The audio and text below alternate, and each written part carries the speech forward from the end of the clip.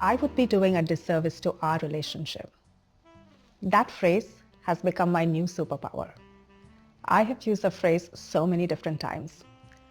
I would be doing a disservice to our relationship if I didn't tell you that I was feeling bullied, that I was feeling patronized, that you should really consider having some incredible diverse member in your board in addition to the all-men crew that you have. These are some of the examples of where I've used this phrase. I'm Kika Ready, the CEO of Virtualness, a creator brand sports monetization platform. It's a high-growth venture-backed startup. Previously, I was the first employee for Facebook in India and their managing director for India and South Asia for over 6 years. I was the first female investment partner at SoftBank Vision Fund, where I deployed over $1 billion, led a portfolio of about $5 billion.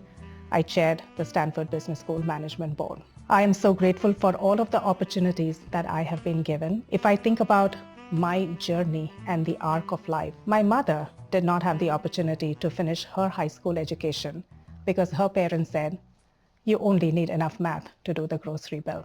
To think about the change in one generation where she was able to join me over Zoom as I rang the New York Stock Exchange opening bell as part of the Athena Technology 2 SPAC IPO, along with an all-female, all-immigrant team. She was there over Zoom, saw her daughter ringing the New York Stock Exchange opening bell, and her granddaughters were also on the podium with her.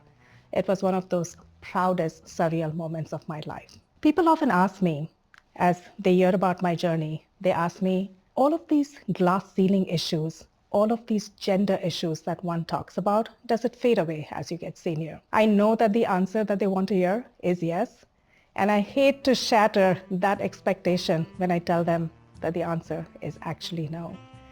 It's like going to the gym.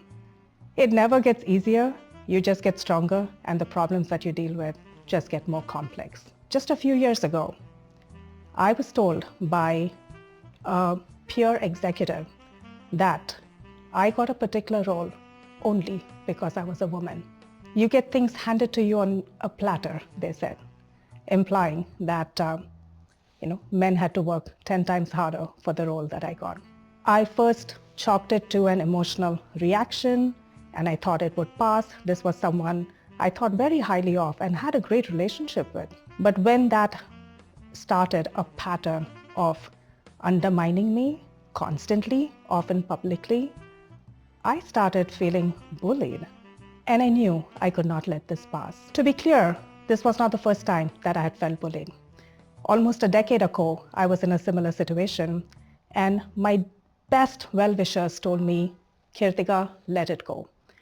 Channel that energy into proving him wrong, let it go. And so I did, except that one never lets it go. And that incident continued to bother me, and the biggest sentiment that I had was that I had let myself down.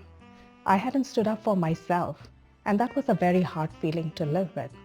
So fast forward, I knew I wasn't going to let it be this time around. If I didn't speak up, who else would?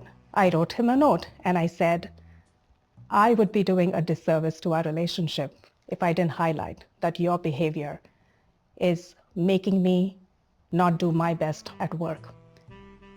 I didn't make it about myself. I didn't make it about emotions. I made it about a business issue. He called me back within minutes. And from there started a discussion where we went through the typical cycle of denial, anger, and finally acceptance, where he said, Kirtika, you're right. I hadn't fully internalized what I was feeling, what I was doing, and we are well on our way to mending that relationship. Well, I've used that superpower many, many times since, including going back to the previous incident from over a decade ago, where I wrote him an email and I said I would be doing a disservice if I didn't highlight that incident left me feeling bullied, and also that I lost an opportunity to have an honest conversation with you and build a strong relationship. And if COVID has taught me anything, it's about not living life with regrets. Again, I got a response within minutes. Few conversations later, we're now catching up for coffee. That was what truly letting it go meant to me. So I'm committed to making sure I don't do a disservice to any of my relationships, including the relationship to myself. When you are at a crossroad of thinking about letting it go, embrace this superpower and do not do a disservice to any of your relationships, including the relationship with yourself.